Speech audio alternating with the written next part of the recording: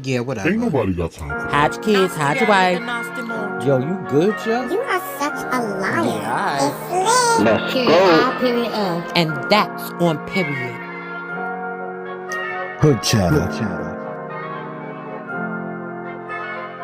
Hey, everybody, and welcome to the premiere episode of Hood Chatter. I'm your host, Doc J, and I want to thank you for sharing in this experience. This has really been a long time in the making, so I'm excited to take this journey together. I really am. Hood Chatter is audio therapy for the everyday person looking for an outlet for truth, laughs, and sarcasm wrapped in a little bit of common sense. So here you're going to get straight facts, friendly advice, culture, truth, and sarcasm. We're going to talk about some of the things that you think about, but you don't say out loud. So, throughout this season, we'll speak with guests from various walks of life, age ranges, and ethnic backgrounds, right? This podcast is going to discuss life experiences and situations with the comedic twist.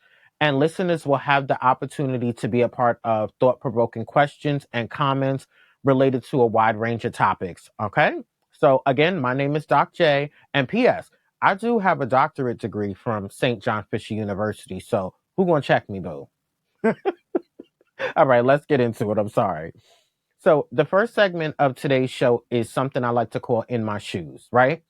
By profession, I'm a life coach. So some of my clients and consultants have graciously accepted my request for them to share their stories with the world in an effort to shed light on different topics and bring awareness to situations in hopes that their experiences can help someone else, right? You know what I'm saying? When you know better, you do better. So if you're interested in sharing your story and receiving some free advice, submit your stories to thehoodchatter@gmail.com. Again, that's thehoodchatter@gmail.com. Or you can DM me at thehoodchatter. All your submissions will be given fictitious names to protect anonymity, so you don't have to worry about it. Everything will be completely confidential. So feel free to submit your stories, and I will try to share them based on the topics that we're going to give for each episode, okay? So with that, I did have a client. Her name is Sheila, and Sheila shared her story, and I'm so thankful that she did. I decided to choose Sheila's story for today because it really, it's really beneficial, I do believe. And it also kind of resonates with the topic that we're going to go into for the second segment. So, Sheila is a 50-year-old biracial woman from the Bronx, and this is her story. I'm sorry. Shout out to Law and Order. I couldn't help that. I couldn't help that. I really couldn't. Well, I had been married to my husband for 10 years now. When we got together, I was 27 and he was 32. Living the life of a hustler, my man was making money. He was talking MF money. And life was good. Hair, nails, trips, clothes, parties, you name it. I had it. Not only did I love the extravagant lifestyle, but I also loved my man. He made me laugh. We had heart-to-heart conversations, and I knew that he loved me special. And he treated his mother like gold, so I knew he was a keeper. You know what I'm saying? After some breakups, off and on again during my 30s, he proposed to me in June of 2012. I was 38 years old then, and I was so happy. Words cannot describe, okay?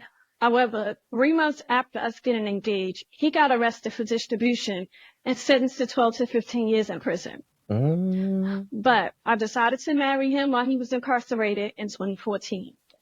I loved him, and I wanted to hold him down. I had that ride or die, Bonnie and Clyde mentality, and I was fully committed. When we got married, he was in a facility that was 2.5 hours away from the Bronx. I would spend my weekends traveling up to see him, and so we were able to get conjugal visits. And I would stay the weekend when we would play house, okay? But when we got married, I was finishing my bachelor's degree and working at a fairly decent job in a hospital. And my husband and I, we talked every day. I saw him 2 or 3 weekends out of the month, and his friends and family still threw money my way on his behalf, so I was good. I went on to complete my master's degree and most recently my doctorate degree. Thank you very much. And in the last few years, my desire to be married is fleeting. I no longer feel the same way I did in my 30s. I'm 50 years old now, and I need someone to spend my life with that is present. I feel like I'm losing out on life, but it breaks my heart that I no longer want to be married to my husband. However, Not having someone around to share my life with has become problematic. I broke the news to him last week that I wanted a divorce, and he was devastated. But he Oh, said he understood why I felt the way I felt, and he said he wants me to be happy. So I don't think I'm doing the wrong thing, but I definitely don't feel good about what I'm doing. I feel like I'm abandoning him, and it breaks my heart because you want him to be alone. But I'm definitely not happy in this so-called marriage. I'm scheduled to officially file for divorce this week, so we'll see. But in the time he's been in jail, he has gotten in trouble a few times, but he has done well. At this rate, his earliest possible date for parole would be 2025. And I know that's only a year away, but I haven't been happy for a long time. And I feel like if I wait for him now to come home, I'm going to possibly resent him for his restrictions with parole and how that affects the relationship. And I'm really just not the same person I was when we got together. So, Doc J, can you tell me, am I doing the right thing? Like, should I have handled this differently? And do you think I should try to maintain a friendship with him? Like, I still love him, but I no longer want to be married to him. Please help. Thank you. okay, Sheila. So I would first like to thank you for taking the time to share your story, right? I appreciate the courage that it took for you to be open and completely honest and share your story, right? Because I know that expressing yourself is not always the easiest thing to do. So let me start with that, right? Um, but to be honest with you, Sheila, I can't tell you that you're right, but I also can't tell you that you're wrong either. You know what I'm saying? Let me say this. If you're not good to you, you can't be good to anyone, right? And there's nothing wrong with choosing you. And let me stop and say that to everybody. There is nothing wrong with choosing you. Everybody wants to be happy. You know what I'm saying? People grow and evolve and relationships grow and evolve, but that happens together.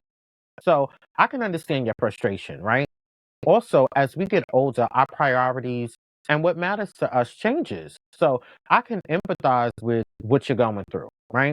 However, I have some questions for you to digest in hopes that they might help shed light on some of the things that you're feeling as it is related to you transitioning into the next phase of your life, right? With that, I will ask you, are you currently dating? And did this play a part in your decision to get divorced? Like, is this someone that's currently piquing your interest or, are you already seeing somebody? Because if you're already doing you, then this dialogue is unnecessary because you've already moved on, right? However, if this is really coming from a place of emotional growth and maturity, then I applaud your courage to admit the fact that you're ready to leave, right? Because it's not easy to walk away. And a lot of people end up staying together because it's so hard to say goodbye, essentially, right? So kudos to you for doing that because not speaking your truth could end up manifesting itself in different ways. And you end up becoming depressed, you have anxiety and all those kind of things. So kudos for you to being honest to the fact that, it's time to exit stage left. As far as being friends is concerned, I can't really answer that for you. You would first have to see if he would even be okay with considering being friends with you, after that. In addition, you would have to see whether or not you're dating now or whether or not you plan on dating and how that will work in conjunction with your new relationship because I can't imagine that a new mate might really want to be okay with the fact that you still have a friendship or an open relationship with your soon to be ex-husband. You know what I mean? Based on your submission, it doesn't seem like you guys have any kids, which would really be the only reason to justify you still maintaining a relationship with him after you guys have gotten a divorce. So, it might not be the best move for a successful relationship in the future with a new partner for you to maintain a friendship with your ex-husband, but that's also something that you would have to tease out between, the two of you. Um, Further, I would say if you decided to ride it out and stay married, and give it the fair shot, do you feel like you guys even have anything in common anymore? Not only has time passed and life has changed drastically in the last 10 years, with technological advances, if nothing else, but you also have obtained some degrees since your marriage began. So mentally, you no longer think the same. And the things that piqued your interest before, I would imagine, are a lot different than they were in the past. So, Sheila, I hope some of this has helped you. I wish you all the best in your future endeavors. And I pray that you get everything that you're looking for in your life and in your future relationships. But I will say this going forward, take time to check in with yourself and assess what it is that you need from yourself and for yourself, right? Now, let me stop there because this is a PSA for my young girls. Fellas, take heed to this too because women get locked up too. But this is also something that usually happens to women. So, specifically for my young girls, this is a PSA, right? Young girl, think carefully before you agree to do a bid with a man, right? Even though you might have the best intentions at heart, it might be better for both of you to weigh out the pros and cons and see exactly how this is going to play out, making such a big decision. And let me tell you something, do not be pressured into doing something that you're not sure about. Okay? Don't get caught up in the if you love me, you'll stay with me, or how could you do this to me? You gotta hold me down. Don't let nobody guilt trip you into doing anything that you're not 100% sure about. You have to really weigh out the pros and cons on what that looks like for you, right? Now, there are some women that have the capacity to hold a man down through his bid and be just fine with that. And if that's for you, that's just fine, right? But for the vast majority of people that find themselves in that type of situation, even though they have the best intentions, they don't really understand what it means to put your life completely on hold for somebody else, right? And I know fellas that either have been to jail and been through the situation, or somebody that might be listening on his way to do a bid might be saying, oh, well, she knew exactly what she was getting into when she signed up for this shit. Yeah, I can agree with that too. However, we change our minds about 10 times while we're at the drive-thru at Burger King. So you can't really necessarily say that you're surprised that this woman is in a different phase of her life. Before you make that commitment, you have to really see what that looks like for you, right? Because we have one life and we got to live it. Everybody wants to be happy, and you have to figure out what happiness looks like for you and then make that informed decision, right? The worst thing that you could do is settle for less than you deserve. And let me say that to everybody. Hear that. The worst thing you can do is settle for less than you deserve. Okay? Know your worth and then live in that space. So don't settle for less than you deserve. Know your worth and live in that space. Here's a message from my sponsor. We'll be right back. When someone to talk to, need someone to listen. Looking for clarity and strategy? Reach out to the Turnaround Project.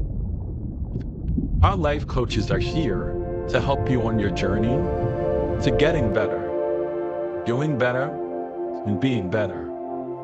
Turnaround Project, helping individuals learn to help themselves. All right, that was the Turnaround Project. They can be reached at www.livetap.org. That's www.livetap.org, or on all social media at livetap_org. That's livetap_org. Yeah, we on to the next. Now we on to the next one. So this brings us to today's topic, which is cheating 101, right? So here's some questions and thoughts that I have that I want to leave with you. And I'm going to post these questions online. So feel free to write your responses in the comments. And then I'll try to recap some of them when we come back next time, right? Depending on which questions get the most responses, then I'll go ahead and try to recap some of them when I come back, right? Now, these questions and some of these things that I'm going to tease out to you, I bring them up in my various group coaching sessions. So trust me, I test these questions out in front of various groups before I decide to bring them live to you guys. And believe me, they will wake up a room. These are questions that are geared towards personal growth, self growth, and questions that are uh, geared towards relationship growth and intimacy growth with your partner, right? So, just as an addendum to what we just heard from Sheila, let me ask you this. Do you think that it should be a deal breaker if you cheat on your partner if they're incarcerated? Now, if you're married, cheating is cheating, and that just is what it is, right? But based on what we were just talking about in the last segment, a woman has to be realistic when she's made that decision that, yes, your intentions are to hold him down and stay with him. But does staying with him mean that you don't have a physical relationship with someone else or other people? Because in all actuality, if you're really real with yourself, everybody has needs and desires, and that has to be manifested in some way, shape, or form. Now, I know the man that's incarcerated, he has the best hopes as well, but in the back of his mind, he has to be realistic to the fact as well that she might be doing her from time to time, because in a duration of a bid, life happens and people have wants and needs. And, in this day and age with social media and people going to the club and, little alcohol, this, that, and the third. So chew on that. Do you think that if you cheat on somebody while they're incarcerated, should that be be all end all for your relationship? My next question would be, and I know that this is going to be one of the questions that gets good comments, so I can definitely guarantee that this will be one of the ones that we recap on our next time together. So, do you feel it's okay to go through your significant other's cell phone without permission? Exactly. That look on your face? Exactly. Do you think it's okay to go through your significant other's cell phone without permission? Now, this is my take on it, right? Do you pay the bill? That's my first question. Do you pay the bill? Because if you don't pay the bill, explain to me what it is that you're doing going through my phone. Like, that's like you taking my wallet and then going through my wallet. For what? Explain to me what you're doing this for if you're not paying the bill. That's the first thing. The second thing becomes, do you really want to know? Because if you feel like you have to grab somebody's phone and start going through their texts and their DMs or Snapchats or what have you, then that means that you already know something, or you think you know something. In which case, you wasting your time. There is no reason that you should be dealing with somebody if you feel like you have to go through their phone, right? That's the next thing. Then, what if somebody did that to you? Like when you pick up somebody's phone and decide that you're going to start tampering with it, the flip coin is, what if they were doing that to you? 9 times out of 10, the person's in the bathroom or they're asleep. So if somebody did that to you, you would be absolutely furious. Now, I know there's somebody listening to this right now like, fuck that, I'm going through his... Come on. Be real with it. Because if somebody else did that to you, it would be a certified problem. So, answer that honestly and truthfully. Put it in the comments. Let's see what we come up with.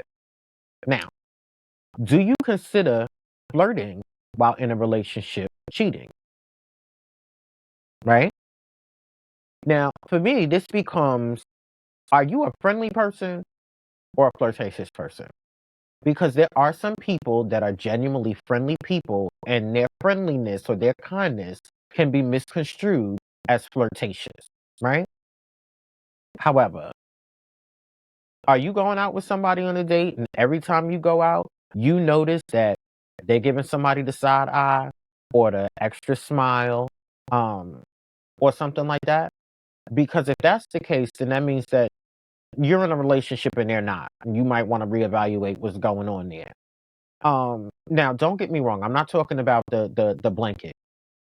Fellas go out with their boys. They're going to spend a couple of dollars buying some girls some drinks, maybe get a little twerk session. I didn't say take her home. I said get a little twerk session. Ladies, it's the same thing. You want to feel cute, get your hair did, nails did, everything did. Go out, let some dudes buy you some drinks. After a couple of drinks, you might be the one giving the twerk session.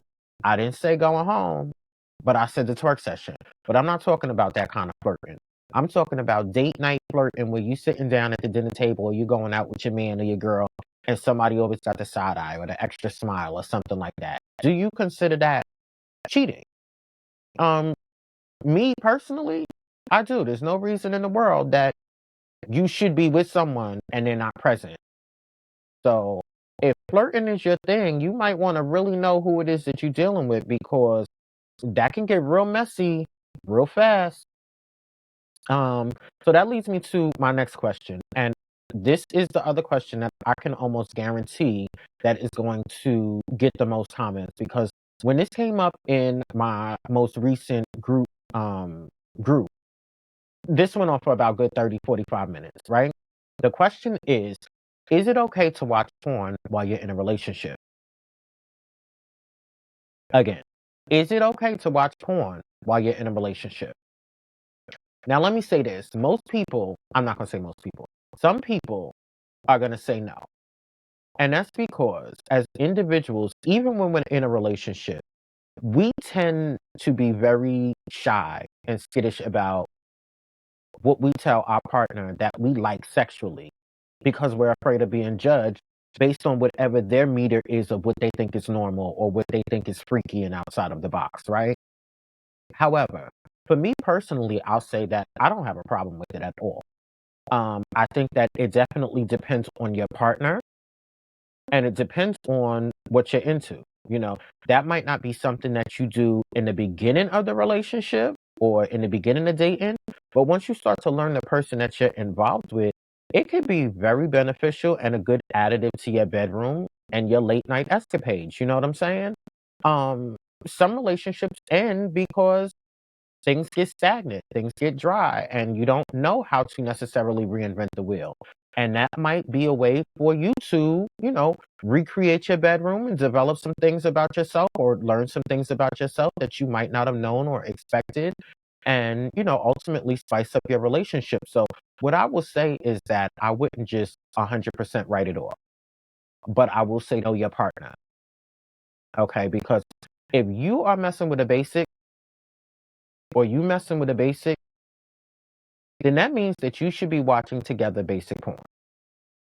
If you're interested in getting choked out on some borderline BDSM, then you might want to save that for your own time because you put on the wrong thing in front of the right or the wrong person, and that could be a deal breaker for the night or for the whole relationship. So know your partner. Let me say that. But I will say, don't write it off because it could definitely make a difference.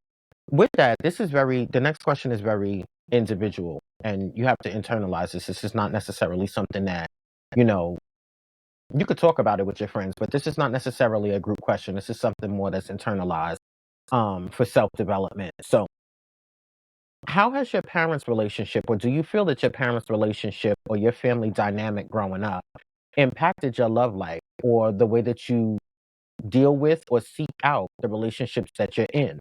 Do you find that you attract, your mother or your father? Or, do you find any similarities on how you interact with your relationships or the people that you're looking to date now in conjunction to what you saw growing up? And the reason that I bring this up is because we don't always realize how things affect us in the future. We always said growing up, I'm not going to be anything like my parents or I'm not going to do this. And then we find that we get older unconsciously. We start saying things that they said and we have gestures and mannerisms that they had. And we're trying to figure out how the hell did we even end up here? So just chew on that and see if your family dynamic had any play on how you deal with your relationships now and see if maybe there's something that you can identify along the way where you can see, well, this is where I'm going, right? And maybe this is where I need to do something a little different. And maybe this is how you can identify how you keep ending up in repetitive things or, the same cycles over and over again. And you can figure out how to make the necessary changes. And like I said, see where you're going, right?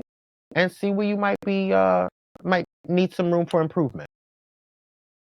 The final question that I'm going to leave you with is how long do you think a couple should date before becoming official? Most people I talk to said 3 to 6 months. It's kind of, shit or get off the pot. Um, but then other people, it kind of depends on the age range, your culture, what you're accustomed to. Um, so throw that around at the table. Ladies, this is what I'm going to tell you. When you at, dinner or brunch with your girlfriends and this situation comes up, this is what's going to happen. The question's going to come up, and then everybody's going to start looking around at each other like this to see who gives what answer and sees what's socially acceptable, right? So like I said, the most that I hear is 3 to 6 months. Then I also hear oh, well, I know right off the bat whether or not I'm a developer. No, keep it 100. Nobody knows in the first 30 days whether or not they want to be with somebody and develop something and make it official. So let's be honest. Then I do hear the responses is, well, I don't know what's going on unless we have sex first. Because if the sex is not good, then it's absolutely no way that I'm developing it into something else. So see what this comes up when you bring it up. When I brought this up in front of the fellas, some of the responses I got was, yeah, well, I know within the first 3 months whether or not I want to invest time in shorty. And sex definitely does play a part in whether or not we're going to develop anything and whether or not we're compatible. Um, and this came up, and ladies, this might surprise you, but this is definitely the case. Guys treat you according to the way that you treat yourself. And whether or not you think they're paying attention, they are. So whatever energy that you're looking for, whatever you're looking for, that might be the energy that you want to put out. Because a dude is going to treat you how you treat yourself. Carry yourself accordingly. Govern yourself accordingly. Okay? So I'm going to post these online. Put your comments in there. Let's see what we come up with. And believe me, when I tell you, you're going to get some good responses out of this. Yeah, we on to the next one. So we on to the next one. This brings us to our third and final segment for today. And this is something that I like to call table talk. Now, the last segment were questions that were geared towards self-development, personal growth, relationship growth, intimacy growth. This is just a scenario that's just sheer fun. That's really what it is. It's just sheer fun. And I'm going to pose a scenario that I want you to talk about with your friends. This is another at brunch situation or your next little outing, whatever comes up. And let's hear the responses because it is going to absolutely turn the room up, right? Now, bear in mind, before I offer today's question, in order for this to work, you have to keep this in general terms and be completely objective. Let me stick something right there, too. This is a conversation that fellas you have with your boys, ladies you have with your girls. Do not have this conversation with your significant other. It is just going to be messy and lead to a bunch of unnecessary conversations about a fictitious scenario that you heard on a podcast. And don't blame me for you having a messy night. Do not have this conversation with your man. Don't have this conversation with your girl. If you do, you on your own. Period. Now, make your responses as objective as possible, okay? Do not make your responses personal. Do not think of a specific person. You have to make your responses in a general term, right? This definitely is going to take up a good 45 minutes to an hour of your conversation, so get ready for it, right? Here we go. Your spouse dies. Pick up your face, it gets better. Your spouse dies. 10 years later, you decide to remarry. Is it okay to marry their sibling? Pick up your face. I know. Don't personalize this because if you do, the first thing that's going to happen is, hell no, my brother-in-law Jeffrey is ugly and oh my God, I can't think of him like that. Or, oh, hell no, I ain't messing with my sister, my girl's sister. Don't do that. This is a general terms question. Let me know what you think, right? Now, some of the responses that I got were absolutely hilarious, right? One of my girlfriends, I don't even know how she queued up her phone so quick, but the second I finished the question, old girl was like, bullshit. When I tell you I was laughing so hard, it didn't even make any sense, right? Once we got over the jokes, The consensus was really hell no for most people. Then other people said, well, you know what? I could understand how some people end up falling into the arms of the person that comforted them. And then the question also becomes, okay, well, is there a cultural aspect to that? Because somebody did offer a cultural response and basically said, in his culture, it might be customary for somebody to take on that sibling for whatever reason. So chew on that, right? I'm going to add to that and say, doesn't matter if the person is a twin. I know, I'm playing myself, right? But does it matter if the person is a twin? Now, this becomes a real sticky situation if there's children involved, because then you have to explain to your kid why uncle and aunt such and such is now step or step. So that makes a big difference in how this plays out. But throw this around, see what you come up with. I'm telling you, it's absolutely hilarious to hear the responses. And you would be surprised. You think that you know somebody, you think that's your man or that's your girl, and you know them, you would be very surprised to hear the response that they give. Okay? So like I said, 30s around, I promise you they're gonna be good.